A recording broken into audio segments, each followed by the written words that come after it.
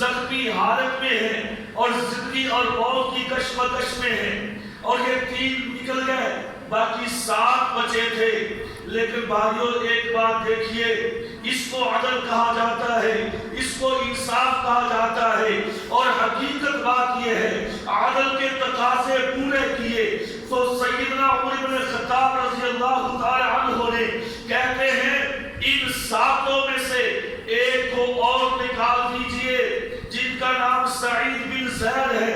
پوچھنے والوں نے پوچھا اے عمر کیا یہ اشرا مبشرہ میں سے نہیں؟ کیا ان کو پیارے پیغمبر نے جنتی نہیں کہا؟ تو اب آپ اس کو کیوں نکال رہے ہیں؟ کیا آپ ان کو اشرا مبشرہ میں نہیں سمجھتے؟ آپ نے فرمایا سمجھتا ہوں، میرا عقیدہ ہے، میرا ایمان ہے، میرا یقین ہے کہ سعید بن زید رضی اللہ تعالی عنہ یہ بھی اشرا مبشرہ میں سے ہیں، جیسے باقی طلحہ، زبیر ابن عوف، عبیدہ بن جراح، سعد جیسے ان کی فضیلت ہے اسی طرح ان کی بھی فضیلت ہے۔ لیکن بھائیوں یاد رکھو میں اس لیے ان کو اپنی اس کمیٹی میں شامل نہیں کر رہا کیونکہ میرے یہ بہنوئی ہے، میری بہن ان کے گھر میں ہے۔ کل کلاں کوئی شخص یہ نہ کہہ دے کہ عمر بن خطاب رضی اللہ عنہ نے جو پیچھے ایک کمیٹی چھوڑی تھی امیر المؤمنین کے انتخاب کے لیے ان میں سے اپنے بہنوئی کو بھی شامل کر دیا تھا۔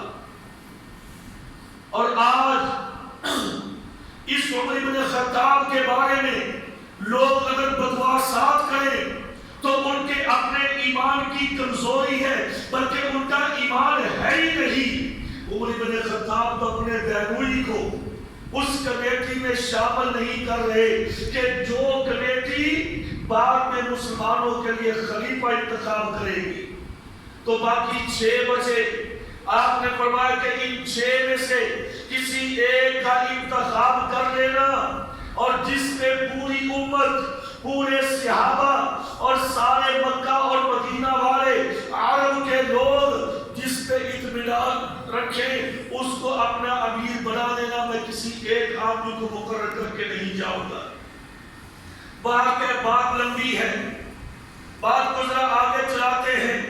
سیدنا عمر بن خطاب رضی اللہ تعالی عنہ کے بعد جب یہ 6 آدمی باقی بچے تو قصہ مختصر، ان 6 میں سے چند دنوں کے بعد سیدنا عثمان بن عفان رضی اللہ تعالی عنہ ان کا انتخاب ہوا، اور بالاتفاق تمام صحابہ اکرام نے، جس میں بدری بھی شامل ہے، جس میں حدیبیہ والے بھی شامل ہیں، جس میں مکہ اور مدینہ والے بھی شامل ہیں، جس میں دیگر علاقوں کے گورنر بھی موجود ہیں، تمام کے تمام لوگوں نے کسی ایک نے بھی اس پر اعتراض نہیں کیا، کسی ایک نے بھی ناراضگی کا اظہار نہیں کیا، کسی ایک نے بھی اپنی پرست نہیں دکھائی۔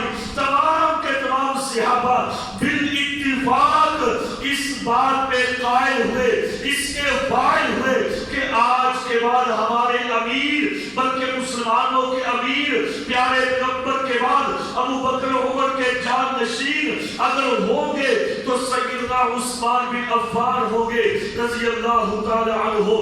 کیوں خلیفہ ثالث سیدنا عثمان بن عفان رضی اللہ عنہ نامزد ہوئے، اور اسی طریقے سے اسلامی فتوحات کا سلسلہ شروع رہا، اسی طریقے سے دین اسلام کی سربلندی کے لیے مختلف محاذوں پر، مختلف علاقوں میں مجاہدین کے دستے جاری و ساری رہے۔ لیکن بھائیوں بات آگے چلاتے ہیں، سیدنا عثمان بن عفان رضی اللہ تعالی عنہ یہ نرم مزاج تھے، ان کے مزاج میں انتہائی سادگی تھی، ان کے مزاج میں انتہائی بردباری تھی۔ اسی لیے تو پیارے پیغمبر نے فرمایا، آپ نے فرمایا کہ لوگوں صحیح بخاری کی حدیث ہے، آپ نے فرمایا کہ الا اتستحیی منہ الرجل کما تستحیی الملائکۃ منہ، میں کیسے اس آدمی سے حیا نہ کروں، میں کیسے اس آدمی کی تعریف نہ کروں، میں کیسے اس آدمی کی نرم مزاجی اور بردباری نہ کروں، اور کیسے اس سے حیا نہ کروں کہ جس سے اللہ کے آسمان کے فرشتے بھی حیا کرتے ہیں۔ اور ایک واحد شخصیت ہے، عثمان ابن عفان رضی اللہ عنہ کہ جن سے آسمان کے فرشتے بھی حیا کرتے ہیں. اور یہ بہت بڑی بات ہوتی ہے کسی سے حیا کرنا, کسی سے شرم محسوس کرنا کہ میں اس کے پاس جاؤں گا مجھے شرم آ رہی ہے, مجھے حیا آ رہی ہے. سیدہ عائشہ فرماتی رضی اللہ تعالی عنہا کہ ایک دفعہ پیارے پیغمبر گھر میں تشریف فرما کے اپنے گھر کے ماحول کی طرح اپنی چارپائی پہ لیٹے ہوئے تھے اور آپ کا کپڑا آپ کی پگڑی سے تھوڑا سا اٹھا ہوا تھا. ابو بکر صدیق رضی اللہ عنہ آئے, آپ کے پاس بیٹھے, بات چیت کرتے رہے اور بات چیت کرنے کے بعد اٹھ کے چلے گئے. اس کے بعد عمر بھی آئے, وہ بھی بات چیت کر کے چلے گئے. پھر سیدنا عثمان نے اجازت مانگی, اللہ کے نبی گھر میں آ سکتا ہوں. پیارے پیغمبر جلدی سے اٹھ کے بیٹھ گئے. آپ نے اپنے کپڑے کو سیدھا کیا, اپنی پگڑیوں کو ڈھانپ لیا.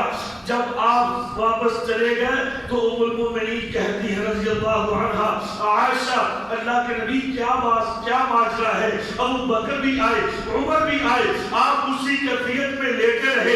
عثمان کے آنے کے بعد آپ نے اپنے آپ کو یکساں تبدیل کر لیا, اپنے کپڑوں کو سیدھا کر لیا, جیسے ایک عورت کسی آدمی کے آنے پر اپنے آپ کو بنا سوار یعنی اپنے آپ کو لپیٹ لیتی ہے. یہ کیا ماجرا ہے؟ اس وقت آپ نے یہ فرمایا تھا, عائشہ میں اس آدمی سے حیا کیوں نہ کروں کہ اس آدمی سے اللہ کے فرشتے بھی حیا کرتے ہیں. یہ تو وہ شخص ہے کہ جس سے اللہ رب العالمین نے اس دنیا کے اندر, اس امت کے اندر حیا کا بیٹر بنا کر بھیجا ہے. اس سے زیادہ شرم و حیا والا شخص اور کوئی ہے ہی نہیں ہے. اور آج اسی عثمان رضی اللہ عنہ کے بارے میں لوگ باتیں کرتے ہیں اور ان کے بارے میں اعتراضات کرتے ہیں. اللہ اکبر کبیرہ. بھائیو یہ وہ عثمان ہیں رضی اللہ تعالی عنہ. آج لوگ بات کرتے ہیں, جب ہم آگے اس موضوع پر بھی آئیں گے کہ محرم میں پانی بند ہو گیا. میں نے پہلے بھی کہا تھا, آج بھی کہتا ہوں, انشاءاللہ دلیل سے کہتا ہوں, اللہ کی قسم اٹھا کر کہتا ہوں, محرم کے دنوں میں سیدنا حسین رضی اللہ عنہ کا واقعہ کربلا کے اندر پانی کے بند ہونے کا کوئی ذکر نہیں ہے. ایک منٹ کے لیے پانی بند نہیں ہوا. سب جھوٹ بولا جاتا ہے. آؤ صحیح حدیث ہے, تاریخ کو چھوڑیے, حدیث کی بات کرتا ہوں. جب سیدنا عثمان رضی اللہ تعالی عنہ ان کے گرد محاصرہ کیا بلوائیوں نے, انہی بدبختوں نے, تو اس وقت ان کا پانی بند ہوا تھا. اور ایک دن کی بات نہیں, اور جھوٹے ان روایات کو, جھوٹی روایات پہ 10 دن پانی بند کر کے اور روتے ہو, پورا ملک سر پہ اٹھاتے ہو اور بکواسات کرتے ہو. سیدنا عثمان کا 40 دن پانی بند رہا. 40 دن. حدیث بتلاتی ہے, تاریخ بتلاتی ہے. جاؤ اٹھا کے دیکھیے, نبی آدم سے لے کر آج تک دنیا میں کوئی ایسی شخصیت نہیں آئی جس کا اتنے دن پانی بند رہا ہو اور جن کو اسلام مظلومیت کے ساتھ شہید کیا گیا ہو. کہ تو انشاءاللہ بیان کریں گے کہ ان کو کیسے مظلومیت کے ساتھ شہید کیا گیا.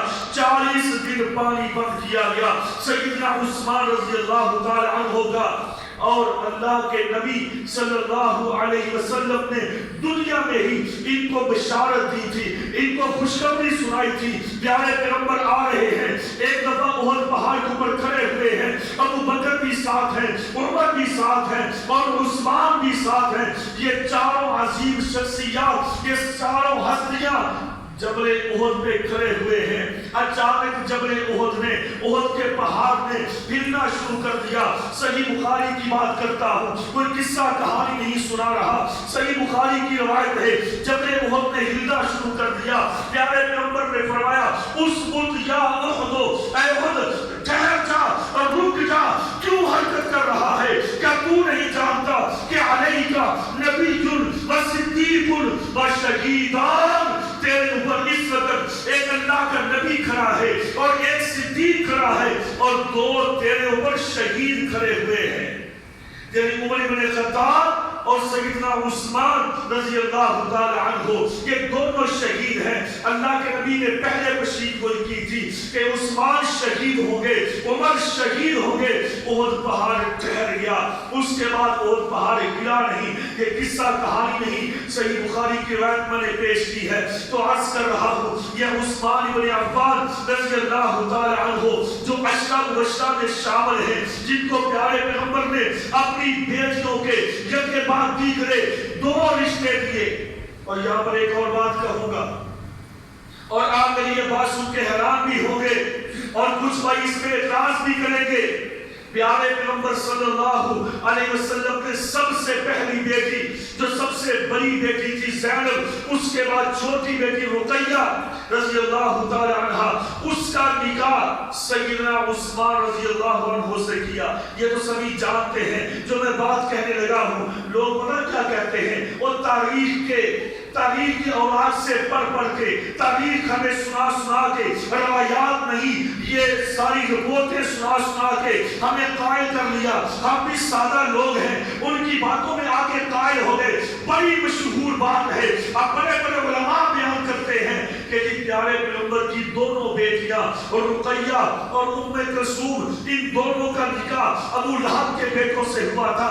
بالکل جھوٹ ہے، بالکل جھوٹ ہے، اور بڑے علماء بیان کریں گے۔ آپ کہیں گے مولوی صاحب آپ نے کہاں سے پڑھ لیا؟ ہم تو آج تک بڑے بڑے مولویوں سے سنتے آئے ہیں کہ رقیہ کا نکاح پہلے ابو جہل اور ابو لہب کے بیٹے عتبہ سے ہوا تھا۔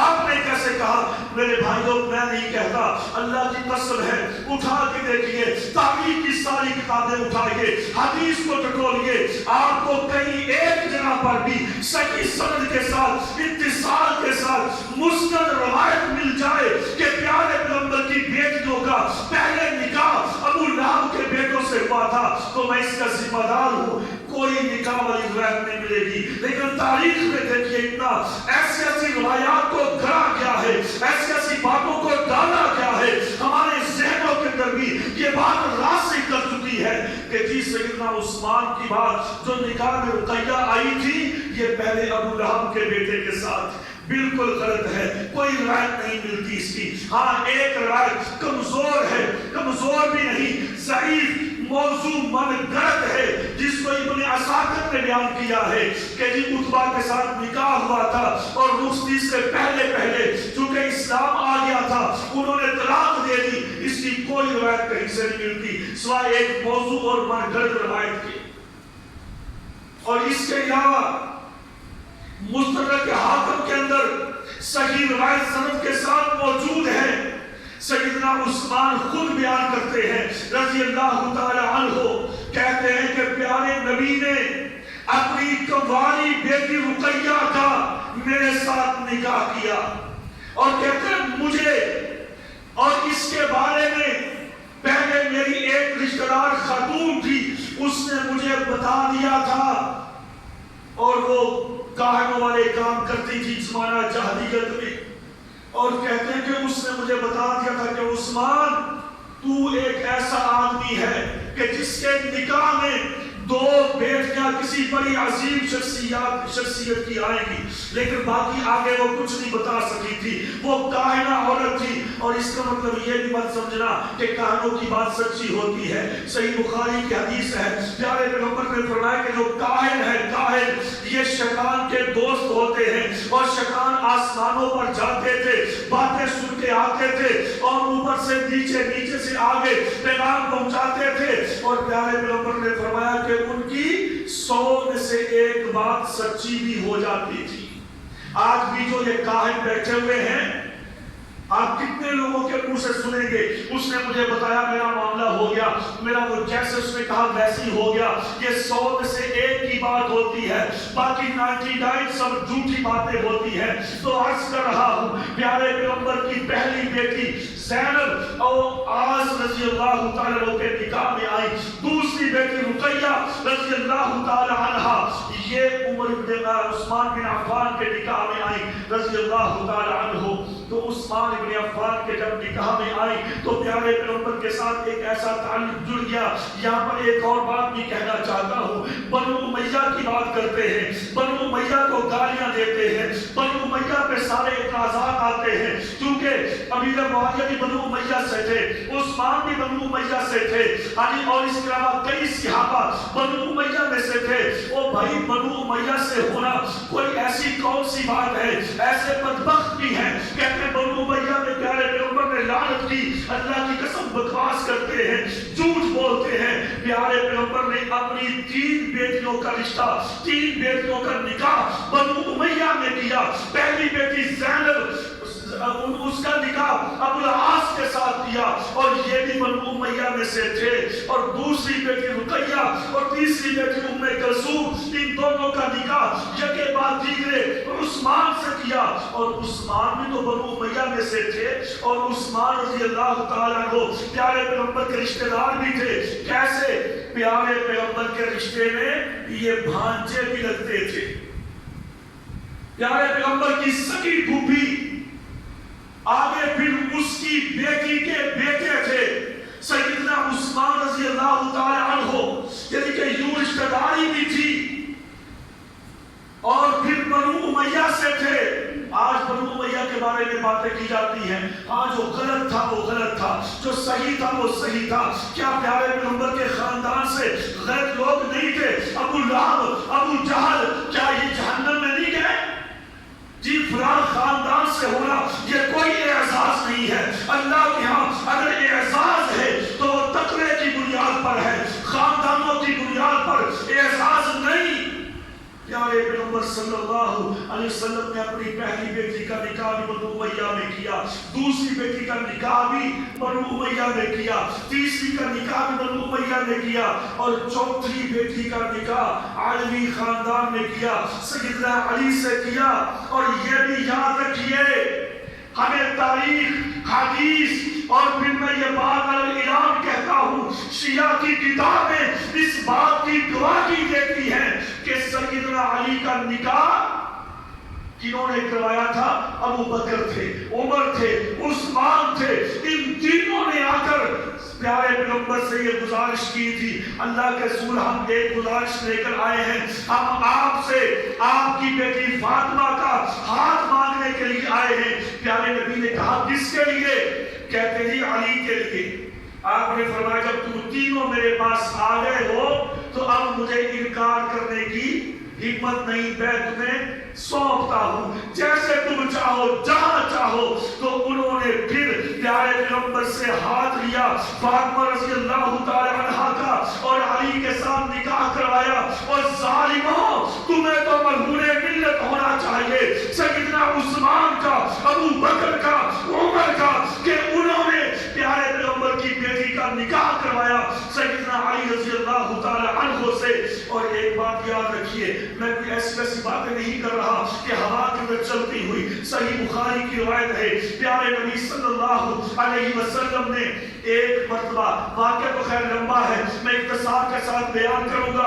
ایک دفعہ سیدہ فاطمہ رضی اللہ تعالیٰ عنہا اپنے بیٹے حسن کو اور حسین کو گود میں اٹھایا اور حسن کو انگلی کے ساتھ لگایا اور ناراض ہو کے اپنے گھر میں آ گئی۔ یہ واقعہ بڑا مشہور ہے، بس میں اختصار کے ساتھ بیان کروں گا۔ اپنے گھر میں تشریف لے آئی، پیارے پیغمبر پریشان ہوئے، کہا بیٹا فاطمہ کیا ہوا؟ کہا ابا جی بس میں نے علی کے گھر میں نہیں جانا۔ ہوا کیا ہے؟ پیارے پیغمبر خود پریشان، کہا بیٹا ہوا کیا ہے؟ باجرا کیا ہے؟ بات ساری تفصیل کے ساتھ بتلائی کہ علی ابو جہل کی بیٹی سے نکاح کرنا چاہتا ہے، لہذا مجھ سے یہ برداشت نہیں ہوتا، ہمارے دشمن کی بیٹی میرے برابر میں آئے۔ پیارے پیغمبر نے کہا ہاں بات تو ٹھیک ہے، وہ دشمن کی بیٹی ہے، لہذا پیارے پیغمبر نے صحیح بخاری کی بات کرتا ہوں، صحیح مسلم کی بات کرتا ہوں، تاریخ کی روایات کو نہیں پڑھ رہا، احادیث پیش کر رہا ہوں۔ پیارے پیغمبر نے کہا اچھا یہ بات ہے، تو آپ نے فرمایا کہ چلو میں آپ کے ساتھ چلتا ہوں۔ پیارے پیغمبر ساتھ گئے، دیکھا تو علی مسجد کے کونے میں لیٹے ہوئے تھے، گرمی کا موسم تھا، قمیص اتری ہوئی تھی۔ پیارے پیغمبر نے جا کے اپنے پاؤں کی ٹھوکر سے علی کو اٹھایا، کہا قم یا ابا تراب، اے مٹی میں لیٹنے والے، اے مٹی والے اٹھ کھڑا ہو، کیا تو نے مسئلہ کھڑا کر دیا ہے؟ اور اس کے بعد ساری بات چیت ہوئی اختصار کے ساتھ۔ پھر پیارے پیغمبر نے کیا فرمایا؟ آپ نے فرمایا جاؤ بلاؤ علی کو، نہ بلاؤ ابو بکر کو، جاؤ بلاؤ عمر کو، جاؤ بلاؤ عثمان کو، ان تینوں کو میرے پاس بلا کر لاؤ۔ انس بن مالک کہتے ہیں میں کیا ان تینوں کو بلا کے لایا۔ کیوں؟ ساری پنجابی کے نا بچولے سی بچولے، اور جب کوئی مسئلہ بن جائے تو بچولے کو پکڑا جاتا ہے۔ کہا بلاؤ ابو بکر کو، بلاؤ عمر کو، عثمان کو، ان تینوں کو بلایا گیا۔ پیارے پیغمبر نے فرمایا کہ ابو بکر، عمر اور عثمان تم تینوں آ گئے ہو، اور تمہارے کہنے پر میں نے علی کا نکاح اپنی بیٹی فاطمہ سے کیا تھا، اور تمہارے کہنے پر میں نے یہ شادی کی تھی اپنی بیٹی کی، اور دیکھ لو علی نے میری بیٹی کو ناراض کر دیا ہے۔ اور میرے بھائیوں حدیث اس بات کی گواہ ہے۔ پھر پیارے پیغمبر نے گھر کا معاملہ تھا نا، گھر میں سوال کر لیتے، گھر میں حل کر لیتے، نہیں، آپ نے کہا بلاؤ سب کو۔ سارے مدینے میں اعلان کروایا، سب کو جمع کیا مسجد میں۔ پیارے نبی منبر پہ کھڑے ہوئے، اور منبر پہ کھڑے ہو کر آپ نے کہا لوگوں سن لو، میں نے ابو بکر، عمر، عثمان کے کہنے پر اپنی بیٹی کا نکاح علی سے کیا تھا، لیکن علی نے میری بیٹی کی آنکھوں میں آنسو دیے ہیں، اس نے اس کو رلایا ہے، لہذا میری بات سن لو، جس نے میری بیٹی کو ناراض کیا اس نے مجھے ناراض کیا۔ اور پھر آپ نے فرمایا کہ مجھے اعتراض شادی پہ نہیں، اعتراض اس بات پر ہے کہ یہ میرے دشمن کی بیٹی سے شادی کرنا چاہتا ہے، اور جس نے میری بیٹی کو تکلیف دی اس نے مجھے تکلیف دی۔ میرے بھائیوں اب اس بات کو ذرا آگے ہم ڈیپلی سوچیں، گہرائی میں جائیں، یہ بات کہاں پہنچتی ہے؟ اللہ اکبر کبیرہ۔ جاؤ دنیا کی تاریخ سے، حدیث تو بہت دور کی بات ہے، دنیا کی تاریخ سے ثابت کر دیں، یہ شیعہ بھی ثابت کر دے، کوئی سنی ثابت کرے، کوئی بریلوی اہل حدیث ثابت کرے، کوئی غیر مسلم مؤرخ ثابت کرے کہ پیارے پیغمبر صلی اللہ علیہ وسلم کی جو دو بیٹیاں رقیہ ام کلثوم تھی، سیدنا عثمان کے نکاح میں ایک دن بھی سیدنا عثمان سے کبھی کوئی شکایت آئی ہو؟ اگر شکایت آتی تو پیارے پیغمبر اپنی بیٹی کی تیمارداری کے لیے عثمان کو چھوڑ کر نہ جاتے، باتیں لمبی ہو جائیں گی۔ پیارے پیغمبر اب تیاری کر رہے ہیں جنگ بدر کے لیے، علی صحابہ کو تیار کیا، بڑا عظیم مارکہ ہے، سبھی جانتے ہیں، قرآن نے اس کی عظمت بیان کی ہے، بدر میں شامل ہونے والے تمام کے تمام جنتی ہیں۔ پیارے نبی نے فرمایا کہ جو بدر میں شامل ہوئے، اللہ نے جان کر کہا کہ بدر والوں میں نے تم تمام کو معاف کر دیا ہے، یہ بدر کی تیاری ہو رہی ہے۔ عثمان بھی آ گئے، پیارے نبی نے فرمایا عثمان جی اللہ کے رسول کدھر؟ پیارے پیغمبر بدر کی تیاری کر رہے ہیں آپ، میں بھی جانا چاہتا ہوں۔ آپ نے فرمایا میری بیٹی کیسی ہے رقیہ؟ اللہ کے رسول وہ تو بیمار ہے۔ آپ نے فرمایا جاؤ گھر میں چلے جاؤ، عثمان گھر میں جاؤ، میری بیٹی رقیہ کی جا کے تیمارداری کرو، ان کی خدمت کرو، اور مجھے قسم ہے رب کی اور نبوت کی زبان سے کہتا ہوں کہ تیرا اجر بدر والوں سے کم نہیں ہوگا، اور تجھے بدر والوں میں شامل کروں گا، اور رب نے تجھے بدر والوں میں شامل کر دیا ہے۔ نبی کی بیٹی کی تیمارداری کرنے پر، نبی کی بیٹی کی خدمت کرنے پر کہا تیرا اجر بدر والوں کے برابر ہے۔ اور کیا پیارے پیغمبر نے یہ الفاظ اپنی طرف سے کہے؟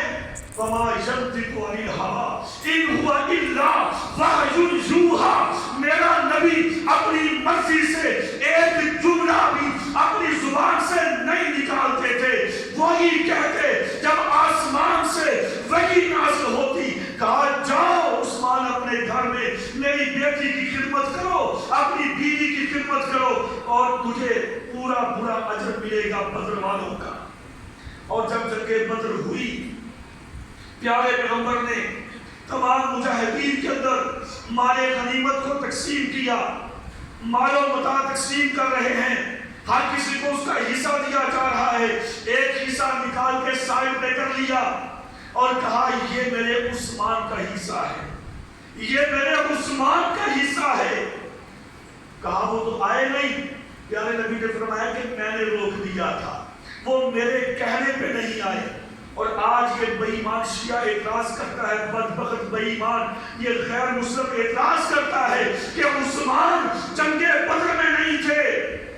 اللہ اکبر کبیرہ، پھر باتیں تو بڑی دور تک جائیں گی۔ ہمارے نزدیک تو تمام صحابہ اللہ کی قسم ایمان کا جز ہے، ایمان کا حصہ ہے۔ ہمارے نزدیک تو ہر صحابی کا اپنا اپنا رتبہ ہے، اپنا مقام ہے، اپنی فضیلت ہے۔ ابو بکر اپنی جگہ پہ، عمر اپنی جگہ پہ، عثمان اپنی جگہ پہ، علی اپنی جگہ پہ، حسن و حسین اپنی جگہ پہ، طلحہ زبیر اپنی جگہ پہ۔ ہم ہر کسی کو اس کا وہی مقام دیتے ہیں جو رب نے، اللہ کے نبی نے ان کو مقام عطا کیا ہے۔ باتیں دور نکل جائیں گی تو اگر جنگ تبوک میں علی کیوں نہیں گئے تھے؟ اگر جنگ بدر میں عثمان نہیں تھے تو جنگ تبوک میں علی کیوں نہیں گئے تھے؟ یہاں پہ اعتراض ہوتا ہے کہ یہ علی کو نبی نے چھوڑا تھا، تو بھائی یہاں پر بھی تو علی عثمان کو نبی چھوڑ کر گئے تھے کہ عثمان میرے پیچھے میری بیٹی بیمار ہے، اس کی تیمارداری کرنا، تیرا حصہ نکلے گا۔ جب جنگ ختم ہوئی تو عثمان کا حصہ نکال دیا، حالانکہ عثمان کو حصے کی ضرورت تھی۔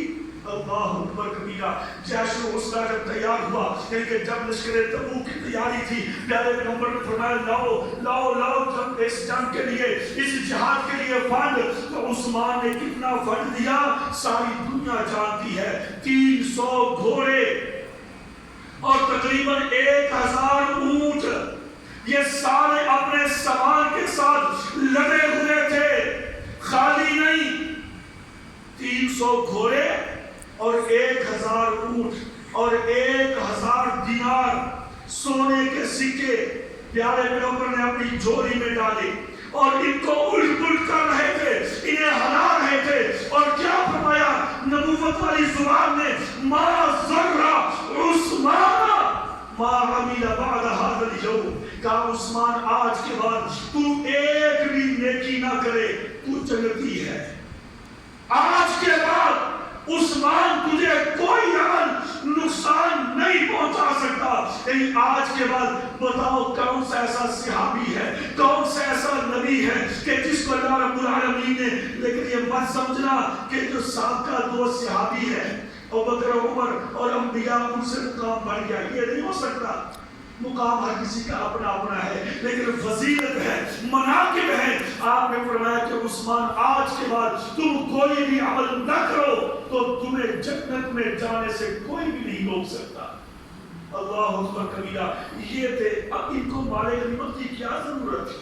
لیکن پیارے پیغمبر نے فرمایا کہ نہیں، میرے عثمان کا حصہ نکالو۔ عثمان کا حصہ نکالا گیا اور جب واپس پلٹے تو آتے آتے پیارے پیغمبر صلی اللہ علیہ وسلم کی پیاری بیٹی سیدہ رقیہ رضی اللہ تعالی عنہ دنیا سے جا چکی تھی، وہ فوت ہو گئی۔ پیارے پیغمبر نے آ کے سب سے پہلے پوچھا عثمان بتلاؤ میری بیٹی کا کیا بنا؟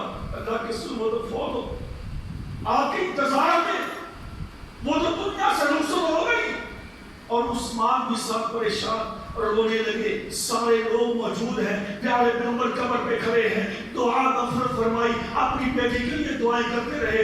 دعائیں جب کی دیکھا عثمان بھی رو رہا ہے، باقی بھی رو رہا ہے، تو آپ نے عثمان کے کندھے پہ ہاتھ رکھا، کہا لوگوں تم بھی گواہ رہنا، لوگوں تم بھی گواہ رہنا۔ کیا ہوا؟ اللہ کی امانت تھی، اللہ نے واپس لے لیا، تو یاد رکھو گواہ رہو، میں نے عثمان کو اپنی دوسری بیٹی ام کلثوم کا نکاح دے دیا۔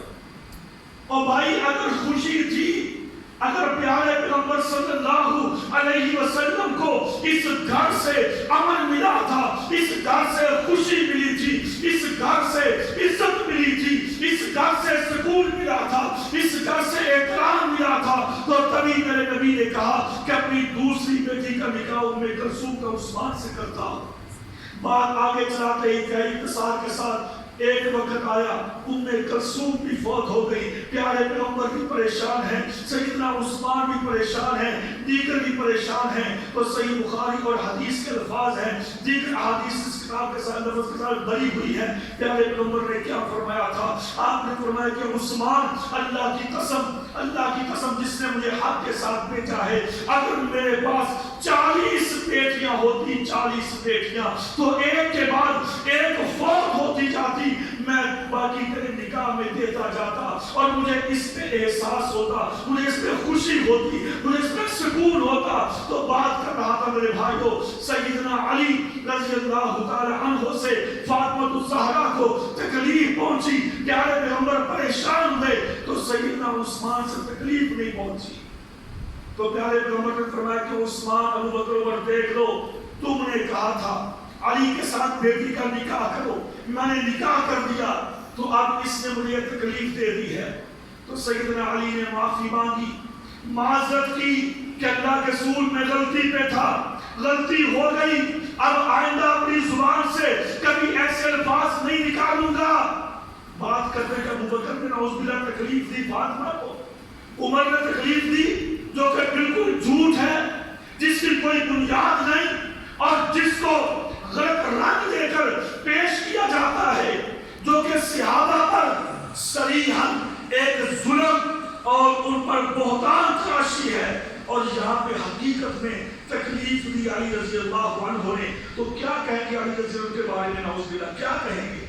لیکن ہم یہاں پہ یہی کہیں گے کہ ان کے گھر کا معاملہ تھا، علی کا مقام اپنا ہے، علی کا مقام وہی ہے جو پیارے پیغمبر نے بیان کر دیا کہ اشراف مبشرہ میں سے ہے، وہ جنتی ہے، ان کے جنتی ہونے میں کوئی شک و شبہ نہیں۔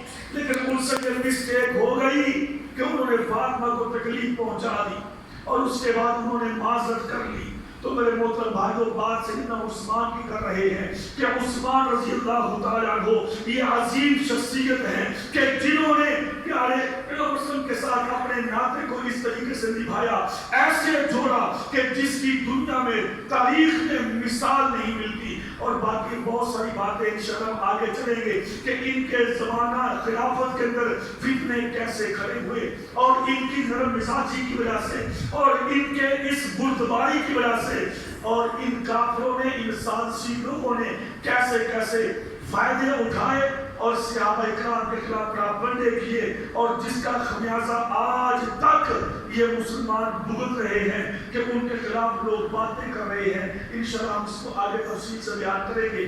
اللہ سمجھنے کی، عمل کی توفیق دے۔ وما علیہ